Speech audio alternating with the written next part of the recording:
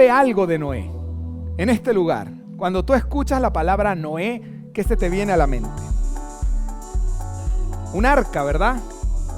Pero también un contexto. A ver, vamos a hablar del contexto. ¿Alguien sabe lo que significa la palabra mangata? No busquen, por favor. Sara, te vi. Estás buscando ahí. No, sin celular, por favor. ¿Qué significa mangata? Nadie sabe, ¿verdad? Mangata es el reflejo de la luna en el agua. Es una palabra hermosa, pero yo no la conocía hasta hace unos días atrás. Otra palabra extraña, wabi-sabi. ¿Alguien sabe lo que significa? Es una palabra japonesa. Wasabi no, wabi-sabi dije.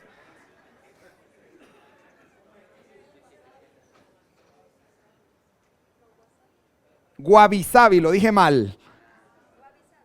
Esa sí me la sé. Ajá, dígamela, a ver. Esa palabra es encontrar belleza en las imperfecciones. Hay personas que tienen la capacidad de encontrar belleza en las imperfecciones. Nosotros tenemos un profesor de arte, Lucho Mescrino, que nos enseñaba de un pintor que cuando tenía el modelo al frente y el pintor tenía una polera que estaba rota, otro pintor decía, mira, hay que cambiarle la polera. Él decía, no, déjenlo así como está. Así lo voy a pintar. Y se caracterizaba por encontrar belleza en las cosas que otras personas cambiarían. Podríamos decir que se aplica al significado de esta palabra. Otra palabra, ambedo. ¿Qué significa ambedo? Hoy vamos a jugar un poquito a la etimología. ¿Alguien sabe lo que significa ambedo? Yo tampoco sabía. Un trance melancólico en el que solo pones atención a las gotas de la lluvia, al viento, al calor que roza por tus manos. Una persona ahí que está, pero bueno, en el peor momento de su vida y se concentra en las gotas, se concentra. ¿Por qué? Pongo como ejemplo 3 palabras extrañas que nadie sabía, yo tampoco. Porque cuando Noé estaba en su contexto histórico, cuando las personas le decían lluvia, todos quedaban así como quedamos nosotros en este día. La gente no conocía la lluvia. Nunca había llovido. Es decir, que lo que le estaba diciendo Dios a este hombre que hiciera era algo que no tenía precedentes. Cuando Dios te manda a hacer algo que no tiene precedentes, que tú no sabes con quién compararlo, no tengo punto de referencia, no sé cómo lo hizo aquel, probablemente Dios te está despertando para que inicies algo que nadie ha hecho, porque quiere hacer algo única y exclusivamente contigo, porque quiere iniciar algo diferente. ¿A alguien se le han venido ideas a su cabeza en algún momento que no sabe si son de Él o vienen de Dios? Pero en el momento en el que Noé estaba transitando, mira, construye un arca porque va a llover. ¿Qué es llover? Ahora nosotros decimos, bueno, va a llover porque sabemos que cada cierto tiempo llueve, las nubes grises nos indican que probablemente va a venir la lluvia. Pero en el tiempo de Noé era como decir wabi-sabi, era como decir cualquier otra cosa, no había llovido. Así que hoy vamos a hablar acerca de este hombre y por qué un día como hoy que Jesús resucitó, porque la Biblia es excepcional. Una vez a mí me enseñaron que Jesús se mueve por todas las páginas de la Biblia y que yo tengo que saber cómo encontrarlo. Así que Jesús no solamente está de los evangelios hacia adelante, Jesús se viene manifestando desde el Génesis. Cuando nosotros vemos la correcta similitud que hay entre un hombre como José y la vida de nuestro Señor Jesucristo, vemos que desde el Génesis el Señor nos venía hablando de manera poética, de manera ilustrativa acerca de nuestro Señor Jesucristo. Lo vemos como el hijo de David. Lo vemos de muchas maneras y en la vida de este hombre que se llama Noé, hoy vamos a aprender a verlo. Hebreos capítulo 11, verso 7 dice lo siguiente: por fe, Noé construyó un arca en medio de tierra seca. Se le advirtió de algo que no podía ver y actuó en obediencia. ¿Y cuál fue el resultado? Su familia se salvó. Su acto de fe trazó una nítida línea divisoria entre la maldad del mundo incrédulo y la rectitud del mundo creyente. Como consecuencia, Noé se hizo amigo íntimo de Dios. ¡Qué belleza! De aquí podemos sacar una serie completa. De estos versos que acabamos de leer podríamos sacar una serie que dure todo el año. Porque varias palabras que cuando yo leí esta versión resaltaban en mis ojos. La primera es construir. El Señor nos llama a construir. Cada uno de nosotros está de alguna u otra manera, bien o mal, correcta o incorrectamente, se está construyendo. Cuando tú vas a una universidad es porque tú quieres construir un futuro. Cuando tú te pones a estudiar es porque quieres cambiar tu presente. Cuando tú formas una familia, tú dices, vamos a construir una familia. Cuando tú estás derramándote en tus hijos, corrigiéndolos, ayudándolos, estás construyendo en el presente para proyectarte hacia el futuro. Se necesita fe para poder construir. Y hay personas que tienen fe, o una creencia o una visión, desarrollan ese instinto de poder ver materializado algo que en el momento no están palpando. Por ejemplo, cuando tú vas en tu carro y de repente ves un terreno y dice, aquí se va a construir este edificio, una valla, y la valla, ahí está el edificio perfecto, azul, con sus vidrios de, no sé, 40 pisos, el estacionamiento, las zonas, y cuando tú ves lo que ahí hay es un terreno. No hay absolutamente nada. Esa persona ha desarrollado visión. Y nosotros necesitamos desarrollar visión y sobre todo que esa visión venga por parte de Dios. Porque la fe tiene en el origen, la palabra griega pistis, es una creencia basada en lo oído. Entonces la fe necesita uno de nuestros 5 sentidos. ¿Cuál es? El oído. Muchas personas hacen cosas, entre comillas, en fe, sin que Dios les haya dicho absolutamente nada. Pero la fe implica el oído. Tú tienes primero que escuchar la voz de Dios. Si tú escuchas la voz de Dios y obedeces lo que Dios te está diciendo, tú estás obrando en fe. Porque la fe tiene que ver con el oído, no con lo que se te ocurra, con lo que tú quieres hacer. No, es con lo que Dios te dice. Y Dios nos dice algo diferente a cada uno de nosotros. No nos puede decir lo mismo porque Dios tiene un propósito con cada uno de nosotros. ¿Estamos de acuerdo hasta acá? Después dice que a él se le advirtió algo. ¿Te ha hecho advertencias el Espíritu Santo en algún momento que, bueno, pasamos ahí de largo y de Señor, ya va, espérate un momentito. En este momento no quiero atender lo que tú me estás diciendo porque yo estoy seguro de qué es lo que yo tengo que hacer. ¿A alguien le ha pasado eso? Mi mano se levanta, pero el Espíritu Santo constantemente nos está advirtiendo. Él habla, Dios habla hoy en día.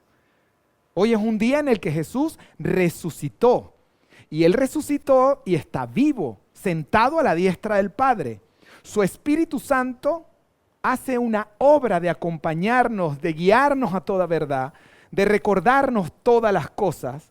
Estamos en medio de su presencia. Hoy en día el Señor sigue advirtiendo. Y algo espectacular es que esa obediencia trazó una nítida línea divisoria entre la maldad del mundo incrédulo y la rectitud del mundo creyente. ¡Qué belleza! Cuando tú puedes diferenciar que en tu vida hay una línea nítida y divisoria que te dejan ver que hay un antes de Cristo y hay un después de conocer al Señor Jesucristo. Si tú no puedes trazar esa línea divisoria, entonces yo dudo de tu salvación. Amén o ay, ay, ay. Amén. Porque si Jesús vino a tu vida, tiene que haber una línea divisoria. Yo antes era algo, ahora soy un hijo de Dios. Camino con el Señor, obedezco sus mandamientos, estoy viviendo esa nueva relación, esa nueva oportunidad que el Señor a mí me ha dado. ¿Estamos de acuerdo hasta acá? Jesús dijo en Mateo 24:37 lo siguiente: como en los días de Noé, así será la venida del Hijo del Hombre. ¿Quién dijo eso? Lo dijo Jesús. Así que Jesús nos está corroborando que todo lo que ocurrió ahí realmente ocurrió. Si lo dijo Jesús, no lo dudes.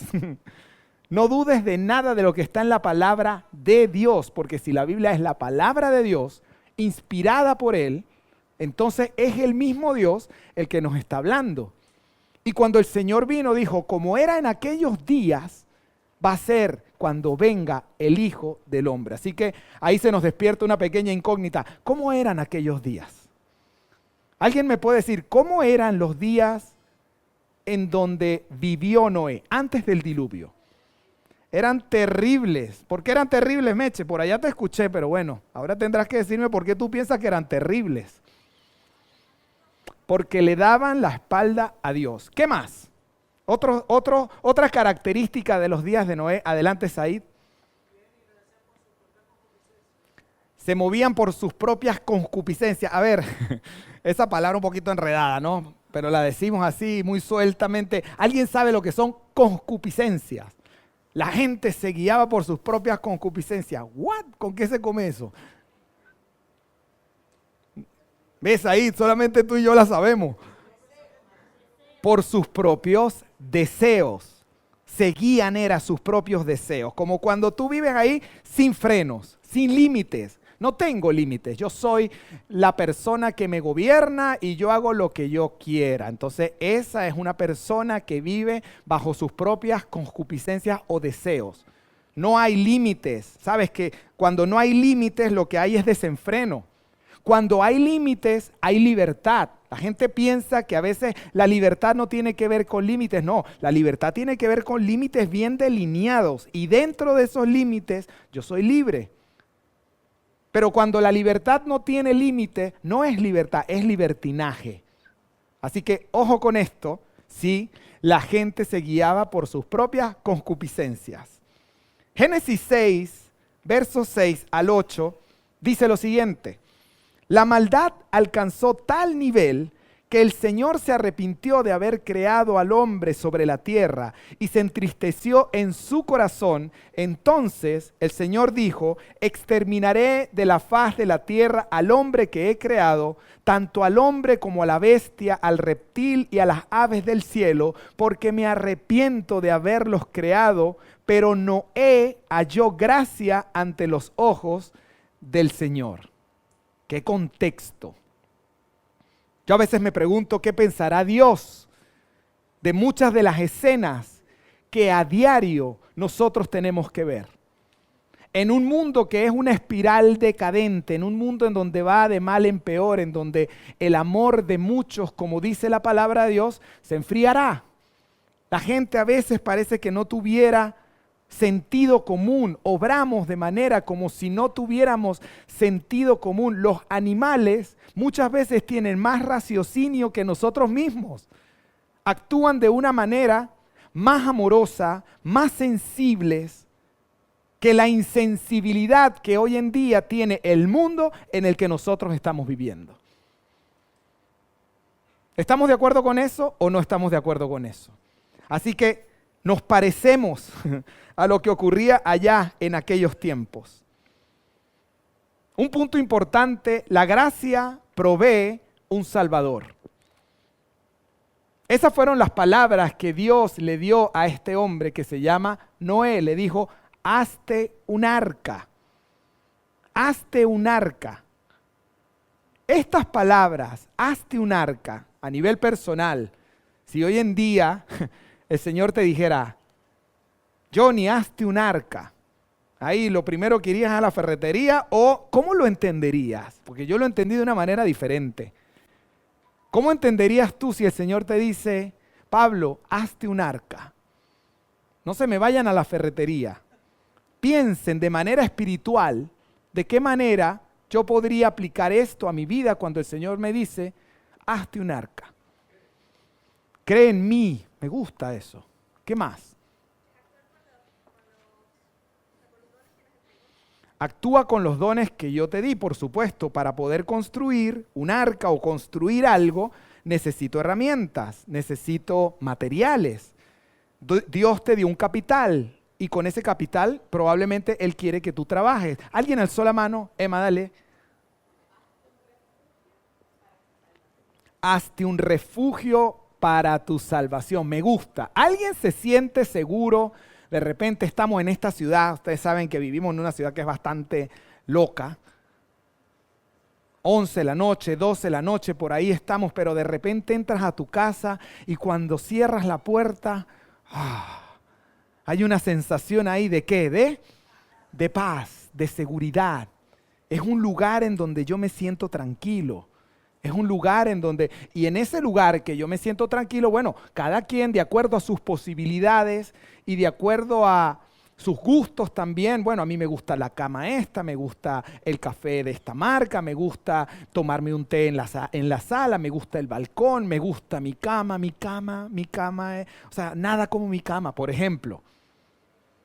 Porque es un lugar en donde tú te sientes resguardado. Ahí tú estás recargando tus baterías para salir otra vez a la batalla.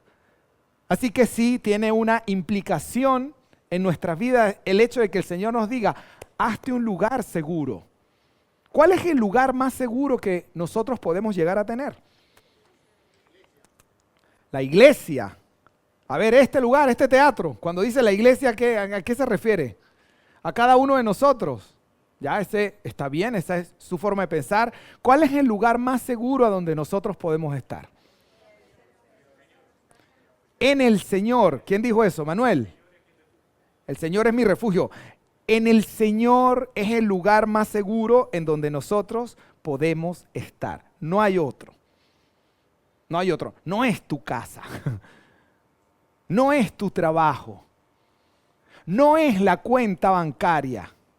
No son las tarjetas, no es tu capacidad, no es tus títulos profesionales. El lugar más seguro donde tú y yo podemos habitar se llama Jesucristo. Cuando estamos en Él, estamos seguros. Ahora, ¿qué significará estar en el Señor Jesucristo? Eso es algo importante. Esa arca representa al Señor Jesucristo. Si queremos trazar una línea paralela entre lo que le pasó a Noé y nuestro Señor Jesucristo, ya, la seguridad que le daba el arca a aquel hombre es la seguridad que hoy en día nos puede dar el Señor Jesucristo, a ti y a mí. En Él estamos seguros. ¿Se entendió esto, familia?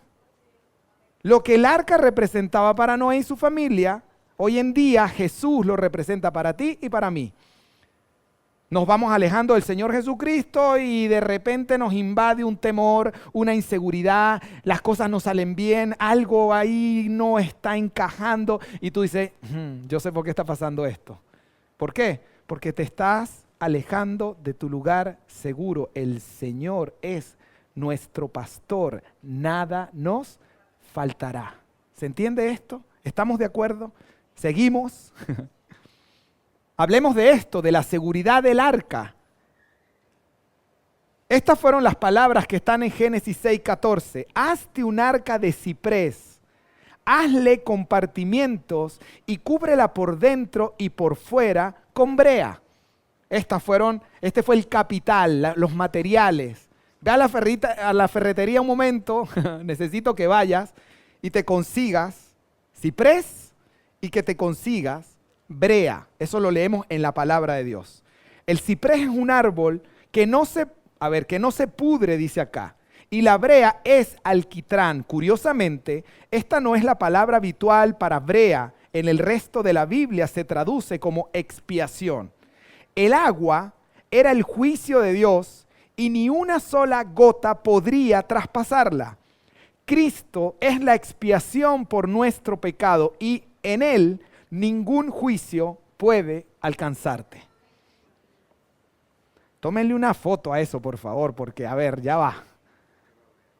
Uno muchas veces no sabe acerca de los materiales, porque el Señor dijo brea. ¿Qué es la brea? Cuando hablamos del ciprés, es un árbol que no se pudre, así que debe ser una de las mejores maderas que existe. Y en todo hay una simbología, en todo Dios nos está mostrando y nos está queriendo decir algo. Si nuestros oídos están atentos y hoy salimos de este lugar reconociendo que el lugar más seguro en donde yo puedo vivir, habitar, es en la presencia de Dios, que no tengo que estar corriendo detrás del dinero, no, yo tengo que correr a el Señor Jesucristo. Y cuando yo busco primeramente el reino de Dios y su justicia, ¿qué dice la Biblia? Todo lo demás viene por añadidura. Entonces Dios te da oportunidades, te da puertas abiertas, conectas con alguien, algo sale de una manera que tú no te esperabas, pero es porque tú estás corriendo a Jesús, que es tu lugar seguro. No estás corriendo a ver cuánta plata te queda para poder seguir pagando las deudas y te pones de mal humor y peleas hasta con tu sombra, te miras al espejo y le dices, ¿qué haces tú mirándome a mí? Entonces estás peleando con todo. ¿Por qué? Porque estás huyendo de la presencia de Dios. Estás haciendo las cosas a tu manera. El lugar más seguro que tú y yo podemos tener es el Señor Jesucristo. En el Señor Jesucristo vas a sentir más respaldo, resguardo, que estando en tu propia casa, porque Jesús es el lugar más seguro que tú y yo podemos llegar a tener. ¿Cuántos lo creen y pueden darle un fuerte aplauso al Señor?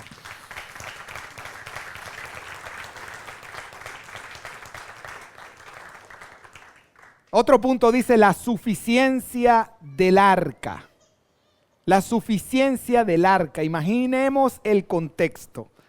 Dice Génesis 6:15, y así la harás. Su longitud será de 300 codos, su anchura de 50 codos y su altura de 30 codos. Bueno, no son codos como el tuyo y el mío, pero algo que sí podemos decir es lo siguiente. Aquel arca tenía un volumen de 3 millones de pies cúbicos. Había espacio en esa arca y también lo hay en la cruz. Así que aquel lugar era un lugar suficiente. Suficiente para que el Señor le diera una instrucción como que toma un animal, hembra y macho de cada especie y métela en el arca. Así que imaginemos los animalitos pequeñitos, los medianos y los más grandes, toda esa gente o esos animales cabían ahí en ese lugar porque ese lugar era muy grande, era un lugar suficiente, era un lugar amplio, no es un lugar estrecho, no es un lugar ahí donde estás incómodo. No sé, yo les digo algo, a nosotros Dios nos dio la oportunidad de vivir en una casa grande en la isla de Margarita y cuando llegamos aquí que los apartamentos son así, me costó muchísimo. Pero la cruz no es estrecha, la cruz es amplia. Los límites que te da el Señor Jesucristo en donde tú puedes moverte con libertad dentro de los límites, te producen plenitud, te producen estabilidad, te producen gozo. Él cambia tu lamento en baile. Cuando viene la incertidumbre, la tristeza, cuando nos salimos de esos límites. ¿Alguien se ha salido de esos límites? No sé por qué mi mano tampoco se vuelve a bajar. Es horrible. Es horrible porque tú sabes que Dios ya te delimitó el camino. Sin embargo, tú quieres probar. A ver qué pasa. Y te pasa. No precisamente cosas buenas. Pero cuando tú aprendes a conocer los límites del Señor, ahí dentro hay verdadera libertad. Es un lugar suficiente. Hablemos de la forma de esa arca. Nótese que Dios no dice que el arca tuviera proa ni popa. ¿Alguien sabe lo que es la proa de un barco? ¿Qué es la proa? A ver, la proa es la parte delantera del barco, ¿ok? Muy importante. La punta. Alguien estaba haciendo así, yo decía, bueno, ese barco tiene adelante de la punta. No.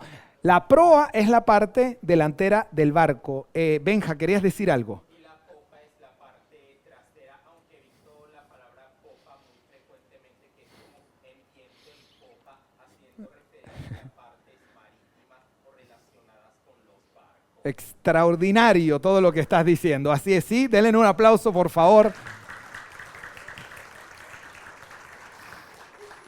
El que no sabía lo que es la proa y la popa, hoy lo sabe. Cuando tú ves una embarcación, esa punta es, ¿qué es?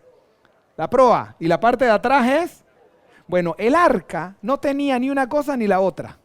Es decir, era ahí, tenía una forma diferente. Porque eso no se revela en la palabra de Dios. Los arqueólogos nos dicen que estas son las dimensiones de un ataúd. Los antiguos construían sus ataúdes con ciprés, porque no se descomponía. ¿Por qué el arca es un ataúd gigante? Porque cuando Noé entró en ella, representaba la forma en que somos sepultados con Cristo en el bautismo. Interesantísimo.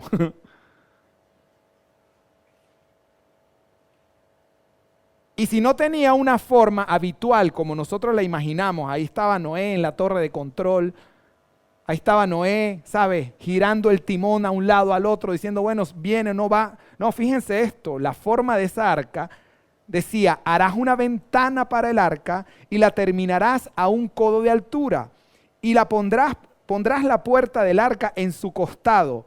Esta es la puerta que Dios selló y nadie podría abrirla. Pero Noé pudo abrir la ventana y mirar hacia arriba. Es decir, Dios nos estaba diciendo, de ahora en adelante, tened en mente y tus ojos colocados en el cielo, porque somos sellados en Cristo por el Espíritu Santo. Miramos al cielo a través de nuestro Señor Jesucristo. ¿Por qué el Señor no le puso un timón a aquella embarcación? Porque era el Señor el que la conducía. ¿Has tratado de conducir tu vida por mucho tiempo creyendo que la puedes llevar a donde tú crees que la puedes llevar? ¿Has intentado por mucho tiempo hacerlo en tus fuerzas? Hoy el Señor te está diciendo, por esa ventanita que hay en ese costado, aprende a mirar al cielo, que yo soy el que conduzco tu vida. Que yo quiero llevarte a un puerto seguro, que yo quiero llevarte al cumplimiento del propósito por el cual yo te he creado.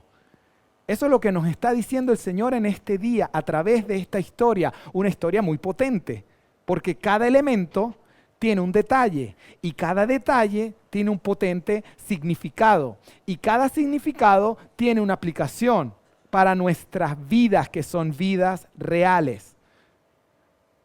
Porque cuando nosotros tratamos de hacerlo en nuestras propias fuerzas, que lo hemos hecho, a ver, ¿por cuánto tiempo?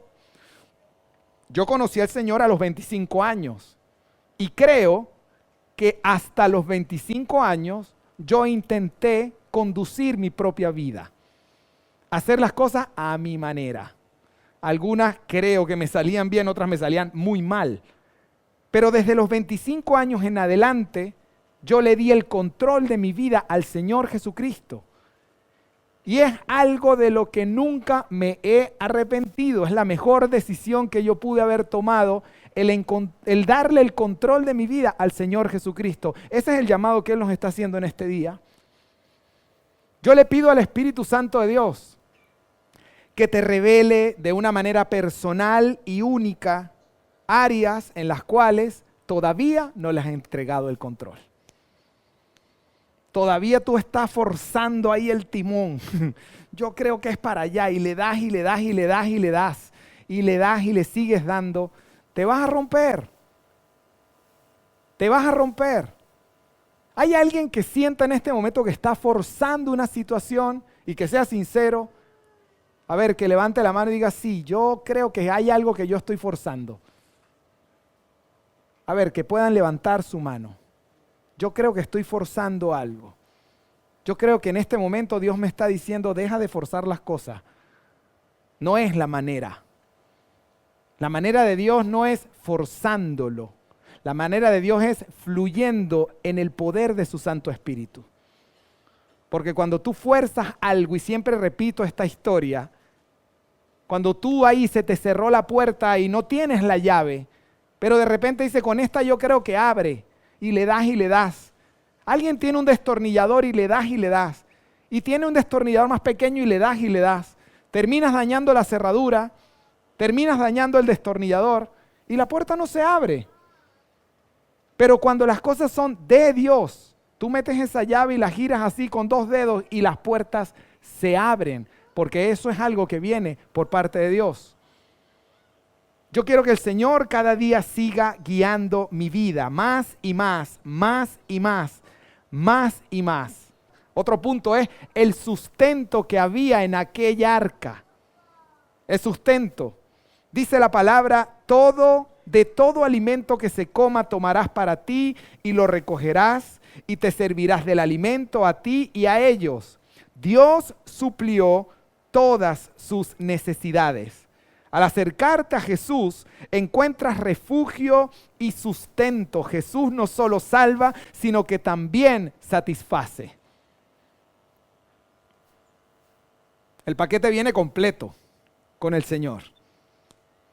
Cuando tú realmente buscas primeramente el reino de Dios, el Señor se encarga de cumplir la otra parte. ¿Cuál es la otra parte? Todo lo demás viene por añadidura. Pero cuando yo no estoy buscando el reino de Dios, sino que estoy buscando las añadiduras, bueno, sí, las vas a encontrar, pero te las vas a trabajar una detrás de la otra con el sudor de tu frente. Y no te llenan, no te satisface. Siempre hay algo que me faltó, siempre hay algo que no pude hacer, siempre hay algo para lo que no alcanza, siempre vivo en esa tensión y es una tensión que me hace entender que estoy fuera de mi lugar seguro. Es como que te quedes una semana afuera de tu casa. ¿A alguien le ha pasado? Llegamos a nuestra casa como golpeaditos porque no hay cómo dormir en su cama. No, me invitaron a tal lugar y de repente tú vas a ese lugar y lo agradeces y la pasas bien, pero cuando llegas a tu casa dices, a ver, mi cama es mi cama. ¿A alguien le ha pasado eso o solamente me pasa a mí? Si yo puedo hacer el esfuerzo de llegar a mi casa, voy a llegar a mi casa. Así sea a las 3 de la mañana, porque yo sé que ese sueño de las 3 de la mañana en adelante es en mi casa. ¿Sabes cuál es tu casa? Se llama Jesucristo, Rey de Reyes y Señor de Señores. Esa es tu casa. Ese es tu lugar seguro. Ese es tu refugio. Afuera de Jesucristo puede haber un diluvio, pero tú y yo estamos seguros porque estamos en Cristo. Y si nosotros estamos en Cristo, estamos en paz. Si estás en Cristo, tú estás en paz. Fuera de Cristo abunda el error. Así que yo quiero estar envuelto y sumergido en el Señor Jesucristo. Y por último, o casi terminando el horario de aquel arca, dice, entonces el arca reposó en el 7º mes, el día 17 del mes, sobre los montes de Ararat. Cuando el arca llegó, guiada por Dios, porque tampoco tenía timón, era el 7º mes del calendario judío, es decir, en abril. Este es el tiempo de la Pascua, cuando Jesús resucitó de entre los muertos, tras haber soportado en la cruz las aguas del diluvio de la ira de Dios. Es decir, un día como hoy. Un día como hoy, el Señor guió esa arca y cuando la estacionó en el lugar que Él quería, no sé, me recuerdo en este momento a un hombre llamado, el que se lo tragó el pez. ¿Alguien sabe cómo se llama? Jonás. Jonás desobedeció la voz de Dios, claramente. El Señor le dijo, ve a Nínive. Y él dijo, no, yo me quiero ir para otro lado. De Nínive yo no quiero saber nada. Es lo mismo que estar en Cristo o estar fuera de Cristo. El Señor te muestra un propósito, pero tú dices, no, yo tengo planes. Yo en 2 años me voy. Y a mí no me para nadie. Entonces el Señor dice, ok, dale. Nos vemos a la vuelta de la esquina. Entonces este hombre que le dijeron, ve a Nínive, él dijo, no, yo no quiero ir para allá, yo me voy para otro lado. Y el Señor le tenía preparado un pez que se lo tragó por 3 días y 3 noches. Y de repente ese pez empezó a ir por el mar. ¿A dónde? ¿A las playas de dónde? De Nínive. Ahí abrió su boquita y ese hombre salió ahí 3 días en ese flamante hotel 5 estrellas. a hacer lo que Dios le estaba mandando a hacer. Amada familia, ¿podemos ver lo que es estar en Cristo y fuera de Cristo? Yo quiero estar en Cristo. Yo quiero que tú habites en la presencia del Señor. Me duele el corazón cuando veo que hay personas que abiertamente dicen, el Señor me mandó a hacer esto, pero yo quiero ir a darme otra vuelta. Y digo, bueno, hoy en día el Señor tiene muchos peces y de muchas formas y de muchas maneras.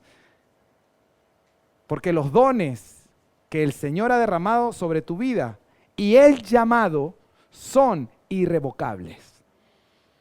¿Qué significa dones y llamados son irrevocables? A ver, ¿alguien me puede decir? Adelante, Said. Un propósito que Él va a cumplir en ti porque lo inició, sí. Pero irrevocables, ¿qué significa irrevocable, Manuel? Algo que no sé. No se quita ni caduca. Me gusta. Como yo lo busqué, sin arrepentimiento. Los dones y el llamado son sin arrepentimiento. Si el Señor puso los ojos en ti, nada que hacer. No pierdas tu tiempo dando vueltas en el desierto, cuando Dios tiene para ti una tierra prometida, en donde fluye leche y miel. ¿Estamos de acuerdo con esto? No pierdas tu tiempo. No pierdas tu tiempo. Y la última lámina, la muestro acá, dice, pero Noé halló gracia ante los ojos del Señor. ¿Por qué le pasó a Noé todo lo que le pasó? Porque Noé halló gracia ante los ojos del Señor. ¿Se ve? Perfecto. Ahora saca de ahí el nombre Noé y coloca el tuyo, por favor. Coloca tu nombre. Porque Yoli halló gracia ante los ojos del Señor. Porque Gary halló gracia ante los ojos del Señor. ¿Quién más?